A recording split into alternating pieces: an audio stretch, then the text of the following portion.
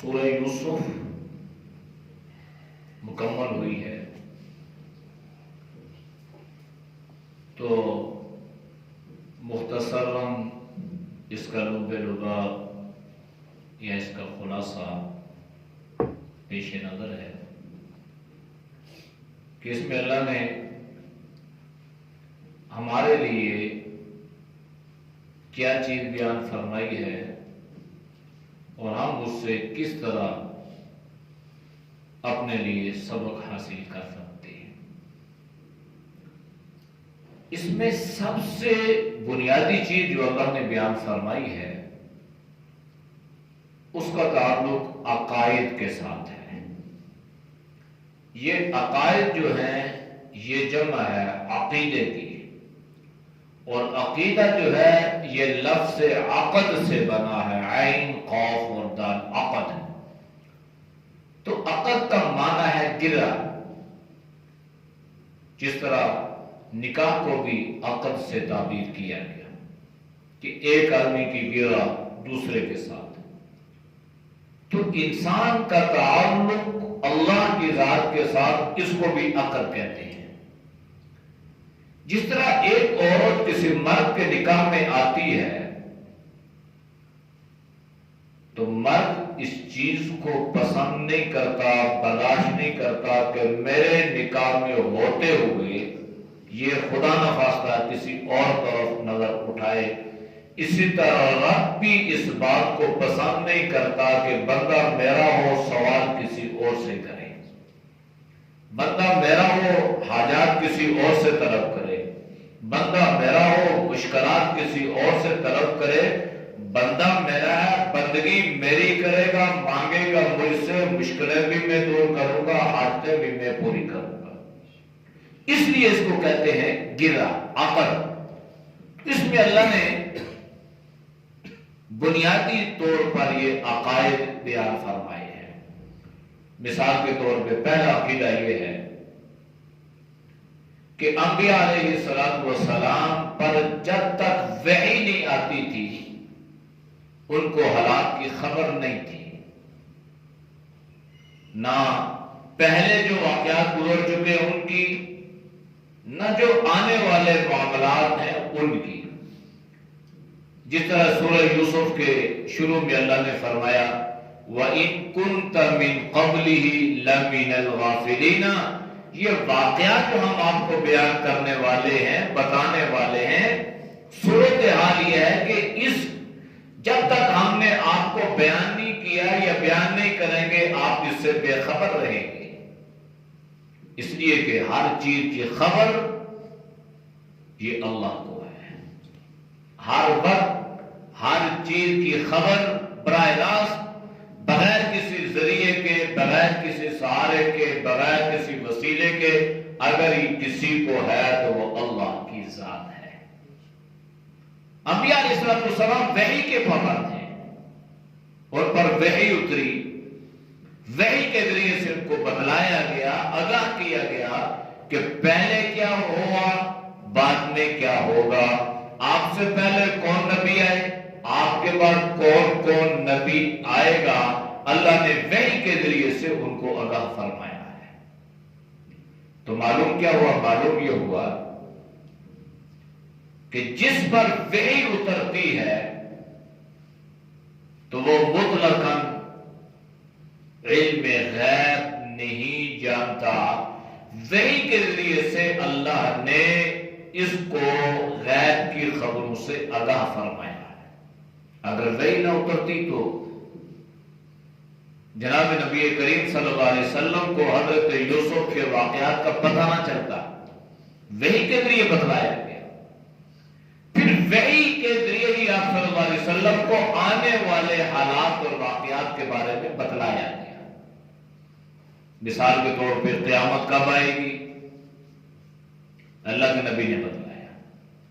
قرآن میں اللہ نے اس کا اجمالاً ذکر فرمایا، مختصر اللہ نے ذکر فرمایا کہ آئے گی، کب آئے گی، کیسے آئے گی، اس سے پہلے کیا کیا آثار ظاہر ہوں گے، کیا کیا نشانیاں ظاہر ہونا شروع ہوں گی، کیا کیا واقعات معاملات پیش آئیں گے، یہ اللہ کے نبی صلی اللہ علیہ وسلم نے آگاہ فرمایا اور بدریہ وحی آگاہ فرمایا۔ تو اس میں پہلی چیز یہ ہے۔ دوسری چیز یہ ہے کہ انسان سانس لینے میں بھی وہ اللہ کی ذات کا محتاج ہے، چاہے وہ انبیاء علیہ السلام ہیں چاہے کوئی اور ہے۔ تو انبیاء علیہ السلام جو ہستیاں ہیں، یہ کائنات میں سب سے پاکیزہ جو نفوس ہیں وہ انبیاء علیہ السلام ہے۔ یہاں تک کہ ہمارا یہ عقیدہ اور یہ نظریہ ہے کہ اگر کسی مسلمان نے کسی نبی کی گستاخی کی، ادنا سی گستاخی کی، چاہے وہ حضرت عیسیٰ کی کرے، چاہے وہ حضرت موسیٰ کی کرے، کسی کی بھی کرے، ہمارے ہاں وہ دائرہ اسلام سے خالی ہو جاتا ہے۔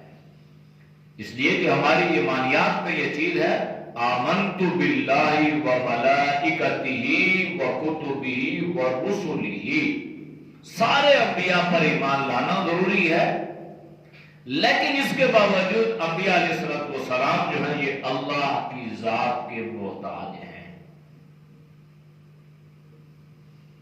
تو جو محتاج ہوتا ہے وہ مختار کل نہیں ہوتا، یعنی اس کے پاس ہر چیز کا اختیار نہیں ہوتا۔ مثال کے طور پہ آپ نے پڑھا حضرت یعقوب علیہ السلام، حضرت یوسف علیہ السلام، حضرت یعقوب اللہ کے نبی ہے، حضرت یوسف کو ابھی وحی نہیں ملی، وحی اتری نہیں ہے، ابھی نبی بنے نہیں ہے، 7 سال کے بچے ہیں، وہ کنعان کے کنویں میں ان کو ڈال دیا گیا، 3 میل کا فاصلہ ہے۔ تو حضرت یعقوب علیہ السلام کو خبر نہ ہوئی کہ حضرت یوسف کے ساتھ کیا معاملہ پیش آیا ہے، کیا واقعی یہ بھائی سچے ہیں، کیا یہ میرے بیٹے سچ کہہ رہے ہیں، کیا میرے بیٹے یوسف کو بھیڑیے نے کھا لیا ہے، کیا میرا بیٹا زندہ ہے یا زندہ نہیں ہے۔ البتہ حضرت یعقوب علیہ السلام نے اللہ سے قوی امید رکھی کہ میں اپنے رب سے یہ امید رکھتا ہوں کہ تم جھوٹ بول رہے ہو، میرا اللہ میری مدد فرمائے گا ان باتوں پر جو کچھ تم نے بنا لی ہیں، واللہ المستعان علی ما تصفون، اللہ مدد کرے گا۔ تو 3 میل کا فاصلہ ہے، حضرت یعقوب کو خبر نہ ہوئی، اس لیے کہ مختار کل اللہ ہے۔ اگر انبیاء علیہ السلام بھی مختار کل ہوتے تو ان کے پاس بھی اس بات کا اختیار ہوتا کہ تم جھوٹ بولتے ہو، مجھے اس بات کا اختیار ہے کہ میں اپنے بیٹے یوسف کو کنعان کے کنویں سے زندہ بچا کر لے آؤں۔ فرمایا نہیں، تم جو کہہ رہے ہو اللہ ہی جانتے۔ تو معلوم یہ ہوا کہ مختار کل اللہ کی ذات ہے، وہ ذات ہر جگہ موجود بھی ہے، وہ ذات حاجت روا بھی ہے، وہ ذات مشکل کشا بھی ہے، یہاں تک کہ انبیاء علیہ السلام پر بھی جب مشکلات آتی ہیں تو انبیاء علیہ السلام بھی رجوع الی اللہ کرتے ہیں تو اللہ ان کی مشکلات کو دور کرتا ہے۔ تو اس کا مطلب یہ ہوا کہ یہ مختار کل نہ ہوئے۔ جو مختار کل ہوتا ہے اس پر مشکل نہیں آتی، اس پر پریشانی نہیں آتی، اس پر امتحان نہیں آتا، وہ کسی آزمائش میں نہیں ڈالا جاتا، اس لیے کہ اسے پتا ہے کہ یہ ساری چیزیں میرے اختیار میں ہیں۔ حضرت یعقوب بھی نبی، اللہ نے حضرت یوسف کو بھی نبوت عطا کر دی، باپ بیٹے کی جدائی میں رو رہا ہے لیکن التجا اللہ سے کر رہا ہے۔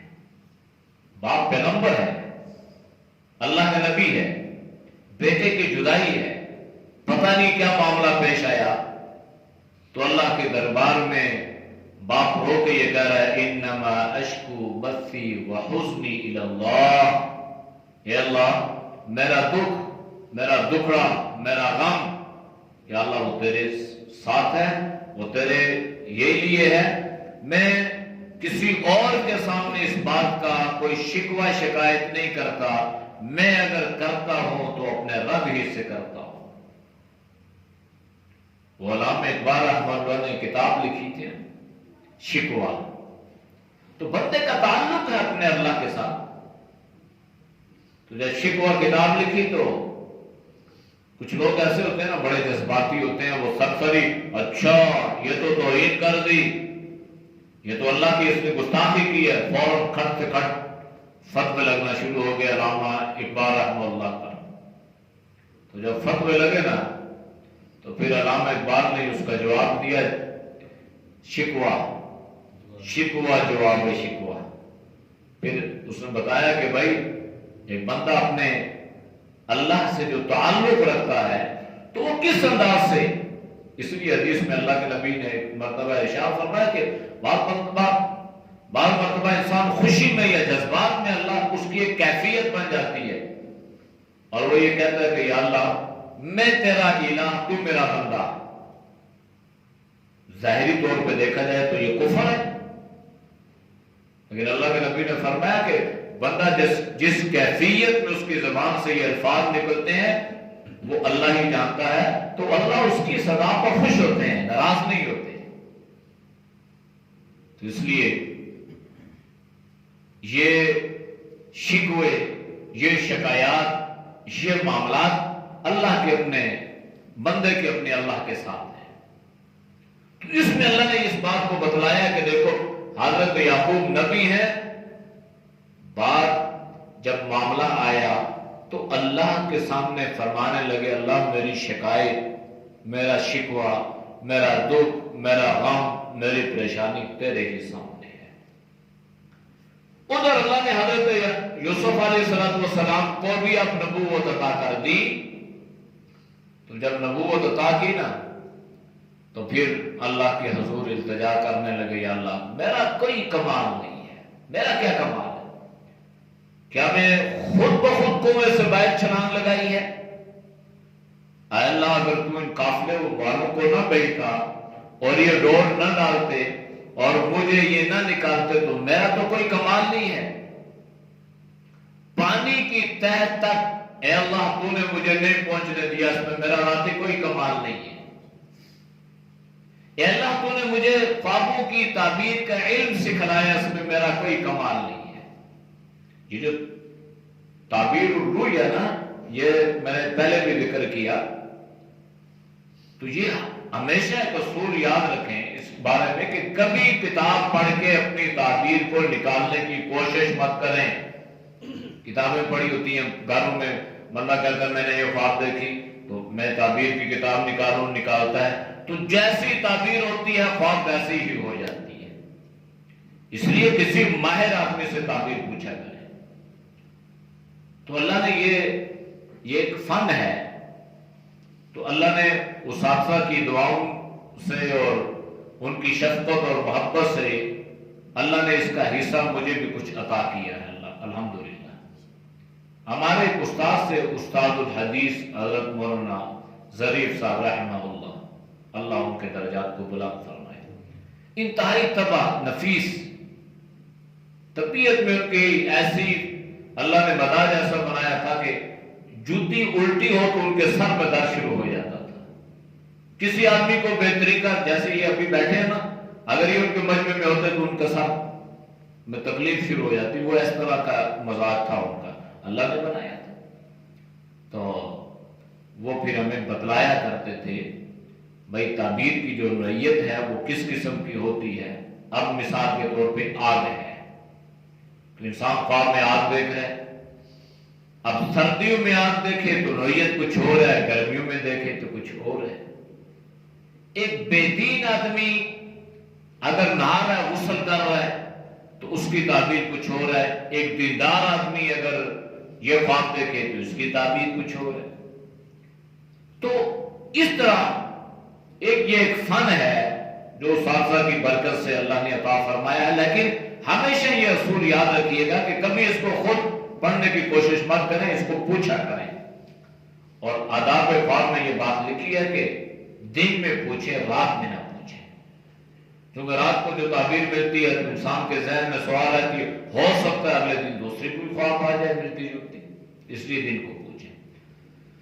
تو حضرت یوسف عرض کرنے لگے اللہ میری کوئی اس میں محنت نہیں ہے، میرا کوئی کمال نہیں ہے، تو نے مجھے یہ علم سکھلایا ہے۔ تو معلوم یہ ہوا کہ انسان کے پاس جتنا بڑا عہدہ آ جائے، جتنا منصب آ جائے، جتنا علم آ جائے، اس میں اللہ اتنی عاجزی اور انکساری پیدا کرتا ہے۔ اگر اللہ نے عاجزی اور انکساری پیدا کر دی تو پھر تو یہ سمجھے کہ یہ ٹھیک ہے، لیکن عہدے اور علم کے باوجود اگر عاجزی اور انکساری پیدا نہیں ہے پھر سمجھو یہ فرعون ہے، پھر اس کا علم اس کو نفع نہیں دے رہا، اس کا علم اس کو فائدہ نہیں دے گا۔ اسی کے علماء فرمایا کرتے ہیں کہ دیکھو ایک درخت ہے نا، درخت تو درخت کھجور کا بھی ہے، درخت اور بھی اس طرح کے سفید کے بڑے عجیب درخت دنیا میں، لیکن جو پھلدار درخت ہے اس کی مثال یہ ہے کہ جب اس پہ پھل لگتا ہے تو اس میں جھکاؤ آ جاتا ہے، اس کی ٹہنیاں جو ہے اوپر کی طرف نہیں نیچے کی طرف جھک جاتی ہیں اس پھل کی وجہ سے۔ تو یہ علم ایک پھل ہے، جس کے اندر یہ علم آتا ہے اس کے اندر اللہ عاجزی اور انکساری پیدا کرتا ہے۔ یہ نہیں ہے کہ انسان کہ میں تو علامہ بن گیا اور لوگوں کو نظر انداز کرے اور اگنور کرے اور ان کو کوئی اہمیت ہی نہ دے، تو یہ عالم کی شان نہیں ہے، یہی اس کی شان بھی نہیں ہے جس کو اللہ نے عہدہ عطا کر دیا۔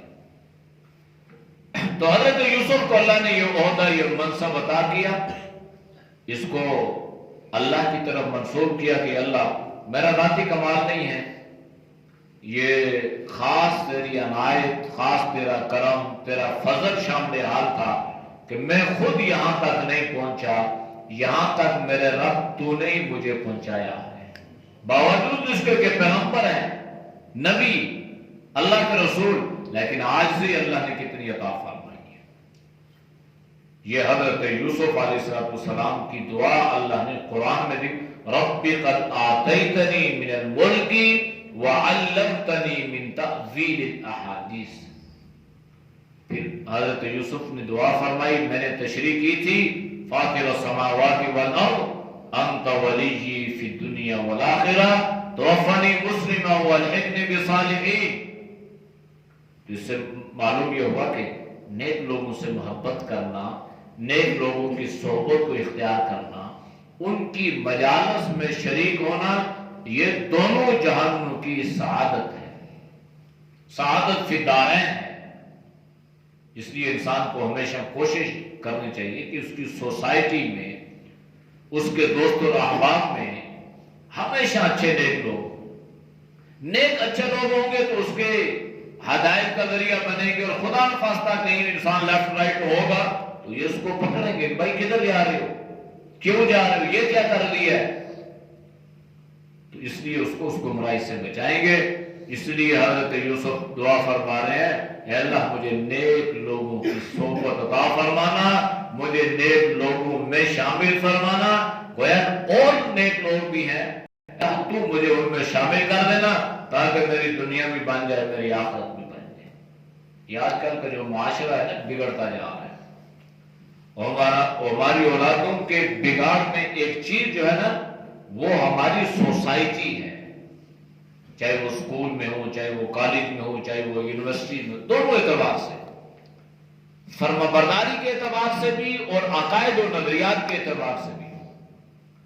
ہمارے کالج یونیورسٹی کے جو لیول کے اسٹوڈنٹ ہوتے ہیں نا، وہاں پہ قادیانی بیٹھے ہیں، وہاں پہ رافضی بیٹھے ہیں، تو وہ باقاعدہ منصوبے بندی کرتے ہیں اور وہ باقاعدہ تشکیل کر کے وہاں پر بیٹھے ہیں، بھائی فلاں کالج میں فلاں جائے اور فلاں یونیورسٹی میں فلاں جائے، اور وہ جا کے وہاں پہ یہ محنت کرے اور لوگوں میں جو ہے وہ بے دینی پیدا کرے، یا قادیانیت کو یا رافضیت کو، یہ ساری چیزیں۔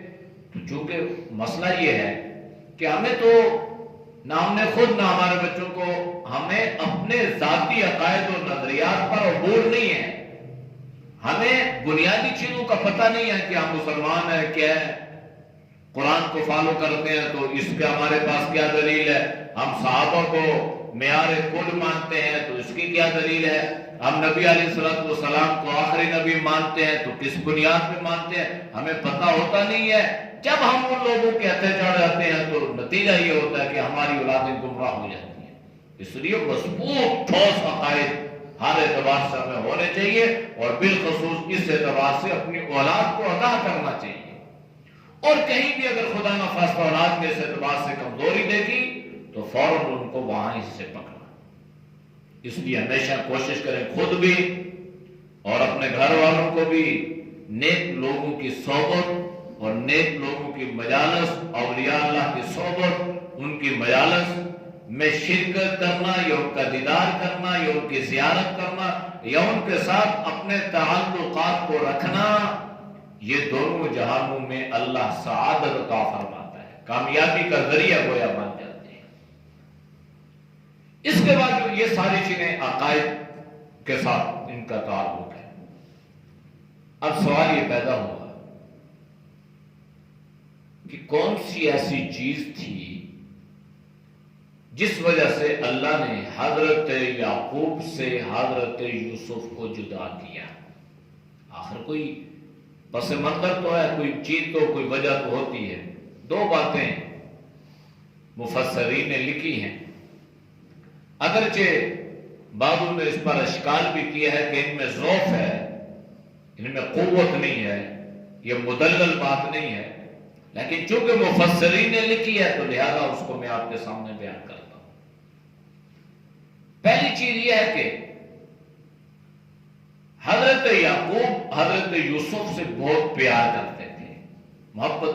اب پیار تو اولاد سے ہوتا ہی ہے نا سب سے، لیکن اتنا پیار کہ اس کی وجہ سے دین کے معاملات میں حرج آ جائے تو یہ ٹھیک نہیں ہے، یہ جائز نہیں ہے، شریعت میں اس کی اجازت نہیں۔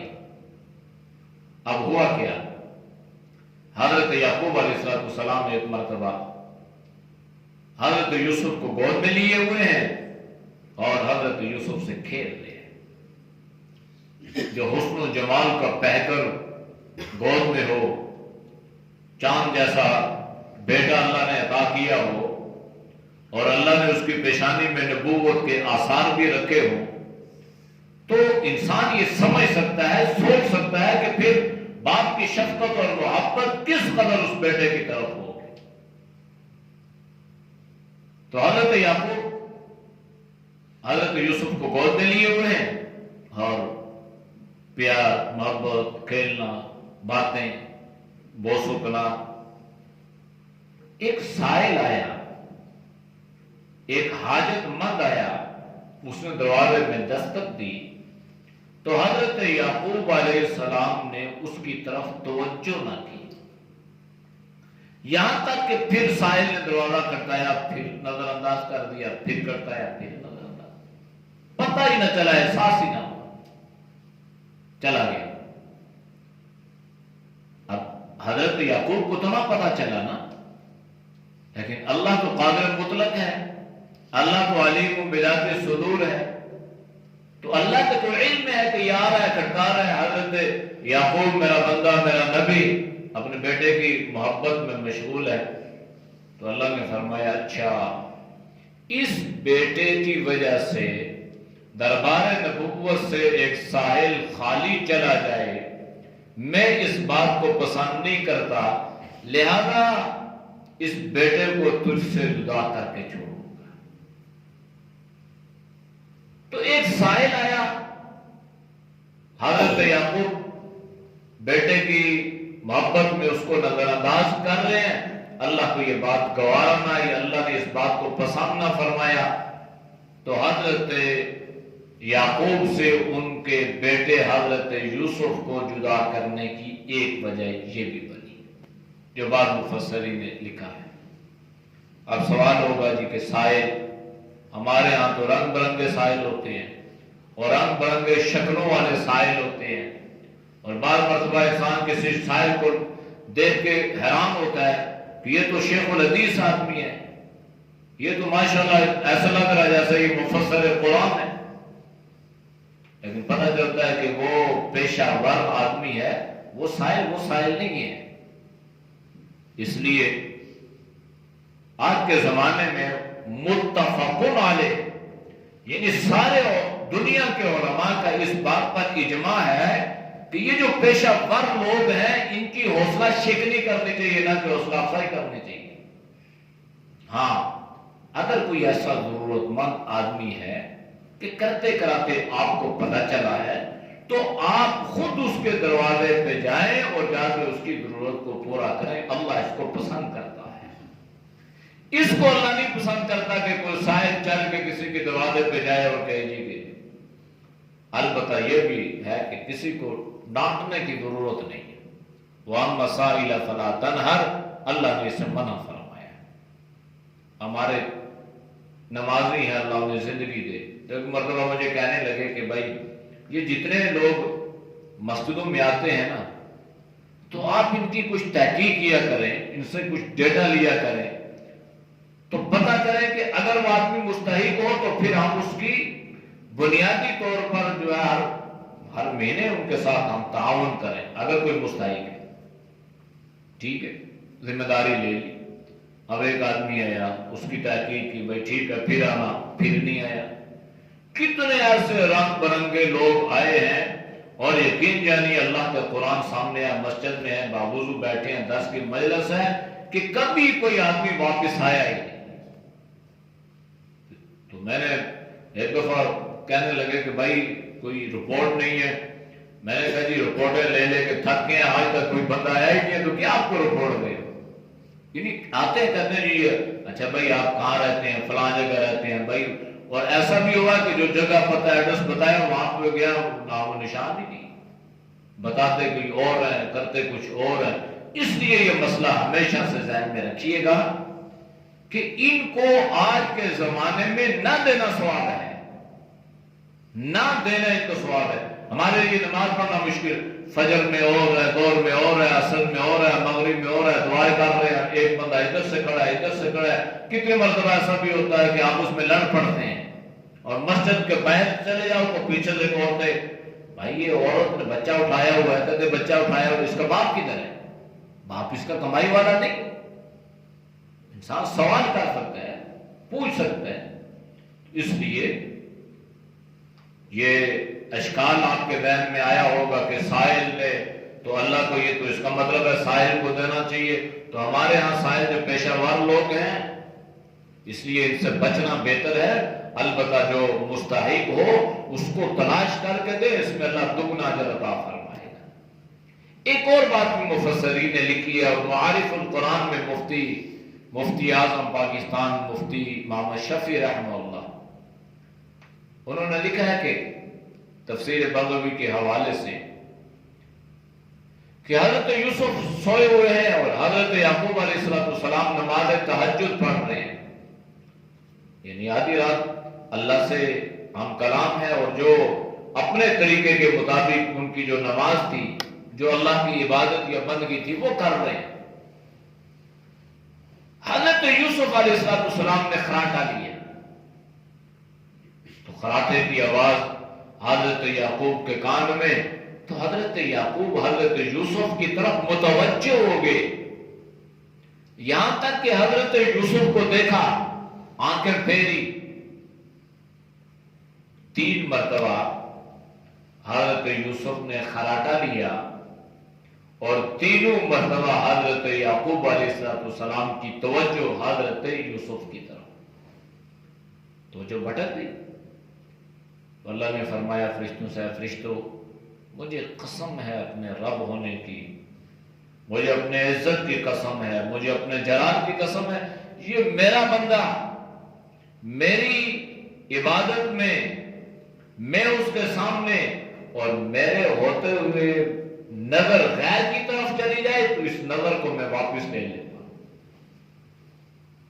نظر گئی تھی حضرت یعقوب علیہ السلام کی حضرت یوسف پر، دیکھا کوئی کیا مسئلہ ہو گیا؟ تو فرمایا اچھا ایک تو نظر لوں گا، دوسرا کیا کروں گا؟ دوسرا یہ کہ توجہ اس کی طرف گئی نا تو جس کی طرف گئی اس کو بھی تجھ سے جدا کروں گا، یعنی امتحان میں ڈالوں گا۔ معاملہ یہ بن گیا چونکہ نماز ایک عظیم عمل ہے، وہ تو پیغمبر تھے نا، پیغمبر کی چھوٹی سی معمولی سی بات بھی جو ہمارے ہاں خدا نخواستہ خطا بھی نہیں ہوتی، لیکن وہ بات انبیاء علیہ السلام کے منصب کے مطابق بھی نہیں ہوتی، تو اللہ اس پر بھی انبیاء علیہ السلام کو اتنی بڑی آزمائش میں ڈال دیتے ہیں۔ ہمارے ہاں تو ہم تو آنکھیں کیا پھیرتے ہیں، ہم تو معمولی باتوں پہ پورے جو ہے وہ سب ہی پھیر دیتے ہیں۔ کسی کو کھانسی آئے گی، کسی نے کھانکو کی، کوئی ادھر دیکھ رہا ہے، کوئی ادھر دیکھ رہا ہے، کوئی ادھر دیکھ رہا ہے۔ دل میں خیالات جو آ رہے ہیں وہ تو اللہ ہی جانتا ہے، وہ تو، لیکن اس کے باوجود اللہ ہمارے اوپر کتنا فضل فرماتا ہے کہ باوجود اس کے کہ اللہ کے سامنے کھڑے ہیں، نماز بھی پڑھ رہے ہیں، دیکھ بھی رہے ہیں، ادھر ادھر آنکھیں بھی پھر جاتی ہیں، دل میں خیالات بھی آ رہے ہیں، وسوسے بھی آ رہے ہیں، لیکن پھر بھی اللہ ہمیں آزمائش میں نہیں ڈالتا، پھر بھی اللہ ہماری اس چھوٹی پھوٹی نماز کو قبول کر لیتا ہے۔ یہ آپ صلی اللہ علیہ وسلم کی دعاؤں اور آپ صلی اللہ علیہ وسلم کی وجہ سے اللہ نے ہمارے اوپر یہ خصوصی شفقت فرمائی ہے۔ اس لیے سورہ یوسف کو پڑھنے کی بہرحال ضرورت ہے، عقائد کے اعتبار سے بھی، مسائل کے اعتبار سے بھی۔ باقی حضرت یوسف کا نکاح حضرت زلیخا یعنی عزیز مصر کی بیوی سے ہوا تھا یا نہیں ہوا تھا، اس میں کوئی معقول یا مستند روایت تو نہیں ہے، البتہ غیر مستند روایت میں یہ ہے کہ نکاح ہو گیا تھا۔ حضرت یوسف کا نکاح زلیخا سے ہوا تھا اور اس میں اللہ نے 2 بیٹے اور 1 بیٹی عطا فرمائی تھی، اور یہ بیٹی حضرت ایوب علیہ السلام کے نکاح میں آئی تھی۔ پھر بعد میں جب تک اتباع رہی تو یہ عروج ان کو رہا بنی اسرائیل کو، لیکن جب انہوں نے اللہ کی نافرمانیاں شروع کر دی، اللہ کی نافرمانیوں پر اتر آئے، تو جب یہ قلیل تھے، تھوڑے تھے، تعداد میں 70 یا 90 لوگ آئے تھے مصر میں، تو اللہ کی فرمانبرداری والے تھے تو اللہ نے سب پر ان کو غلبہ عطا کر دیا۔ لیکن جب یہ بنی اسرائیل نافرمانیوں پر اتر آئے، 6 یا 7 لاکھ افراد ہونے کے باوجود یہ قوم غلام بنا دی گئی، اور بالآخر فرعون نے ان کو مصر سے نکالا تھا۔ پھر غلاموں کی زنجیروں میں جکڑے رہے۔ حضرت موسیٰ علیہ السلام کی وجہ سے اس قوم بنی اسرائیل کو اللہ نے نجات عطا فرمائی۔ تو یہ مختصر سی باتیں تھیں سورہ یوسف کے متعلق، تو مطالعہ کریں گے تو انشاءاللہ اور باتیں سمجھ میں آ جائے گی۔ کوئی بات کسی کے ذہن میں ہو تو کوئی پوچھ سکتا ہے، کوئی سوال یا کوئی اشکال یا کوئی اعتراض کسی حوالے سے ہو تو۔ اس امت کی ایک ذمہ داری بھی بارے میں بتایا گیا نا جی، اس امت کی ایک ذمہ داری بھی کہ یہ امت، ہاں وہ میں نے ذکر کیا تھا کہ قل ھذہ سبیلی ادعو الی اللہ، اس میں ذکر ہے کہ اللہ آخر میں جو اللہ نے آپ صلی اللہ علیہ وسلم کو تعلیم دی، درس دیا کہ بھائی یہ میرا راستہ ہے، تو اس کو اللہ کی طرف جو ہے وہ بلانا ہے پوری بصیرت کے ساتھ، سوجھ بوجھ کے ساتھ۔ انا ومن اتبعنی، میں بھی اور جو میری اتباع کرے، یعنی میری ذمہ داری بھی ہے کہ میں لوگوں کو اللہ کی طرف بلاؤں، اور جو میرے اتباع کرنے والے ہیں ان کی ذمہ داری بھی ہے کہ وہ لوگوں کو اللہ کی طرف بلائیں۔ تو اس لیے بھی کوشش کیا کریں کہ جہاں موقع ملے نماز کی تعلیم کر دی، نماز کی تبلیغ کر دی، نماز کی ترغیب دے دی۔ نماز کے لیے آ رہے ہیں، راستے میں کوئی بندہ ہے تو اس کو بتا بھائی نماز کا وقت ہو گیا، نماز پڑھیں۔ ہمارے اس معاشرے میں، محلے میں بہت بے نمازی لوگ ہیں۔ میں اکثر ادھر بیٹھ کے کئی دن ایسا ہوا کہ میں نے نام لکھے، یقین جانے کہ اگر یہ ہمارے محلے سارا نمازی بن جائے تو ہماری مسجد میں جگہ کم پڑ جائے۔ تو بہت افراد ہیں اللہ کے فضل سے، لیکن یہ ہماری کوتاہی ہے کہ اس کے باوجود بے نمازی ہیں۔ تو نماز سب سے عظیم عمل ہے، خصوصی طور پر اس کے لیے محنت کریں۔ اور ادعو الی اللہ یہ بھی ہے کہ اللہ کا قرآن ہے، یہ سب سے بہترین کلام ہے۔ تو جس طرح آپ کو اللہ نے یہ توفیق عطا، اللہ کی توفیق سے ہی ہے نا، اللہ کی مدد سے ہے، ہمارے دل بھی اللہ کے قبضے میں ہے، کسی کے قبضے میں نہیں ہے۔ تو جس طرح اللہ نے ہمیں یہ توفیق عطا کی ہے تو اس طرح اس کی بھی ترغیب دیں۔ جب تک قرآن پہ امت نہیں آئے گی تو یہ امت اٹھے گی نہیں، تو اس لیے قرآن پہ آئے گی تو اعمال پہ آئے گی، دعوت پہ آئے گی۔ کوشش یہ بھی کیا کریں کہ اپنے دوست احباب کو، اپنی اولاد کو، اپنے بچوں کو بھی ترغیب دیں کہ بھائی آج کل تو اسکول میں ویسے بھی اب جو ہے یہ ترجمہ یا اس کا صحیح پڑھنا یہ ضروری ہے، تو اس لیے بھی اس اعتبار سے بھی کوشش کریں تاکہ ہمارے بچے بھی یا ہمارے دوست احباب بھی جو ہے اس سے مستفید ہو سکیں۔ اللہ تعالیٰ عمل کی توفیق عطا فرمائے۔ الحمدللہ رب العالمین والعاقبۃ للمتقین والصلاۃ والسلام علی النبی الامی الکریم۔ یا اللہ تو ہم سب پہ اپنا فضل فرما، اپنا کرم فرما۔ یا اللہ تو عافیت والا معاملہ فرما۔ یا اللہ تو عفو و درگزر والا معاملہ فرما۔ یا اللہ تو ہم سب کو علم اور عمل والی زندگی نصیب فرما۔ اے اللہ تقوی طہارت والی زندگی نصیب فرما۔ یا اللہ ہر طرح کی جہالتوں سے، خباثتوں سے، قدورتوں سے، نفرتوں سے اللہ حفاظت فرما۔ یا اللہ ہم سب کو تو دین کی دعوت دینے کی توفیق نصیب فرما۔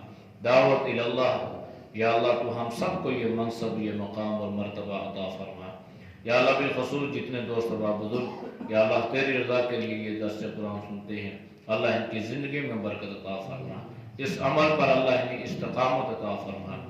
ہمارا یہ عمل ہم سب کے لیے بخشش مغفرت کا ذریعہ بنا۔ یا اللہ ہم سب کی ہدایت کا ذریعہ بنا، لوگوں کی ہدایت کا ذریعہ بنا۔ یا اللہ ہماری دعاؤں کو اپنی بارگاہ میں قبول فرما۔ وصلی اللہ تعالی علی النبی الأمی وعلی آلہ وصحبہ اجمعین برحمتک یا ارحم الراحمین۔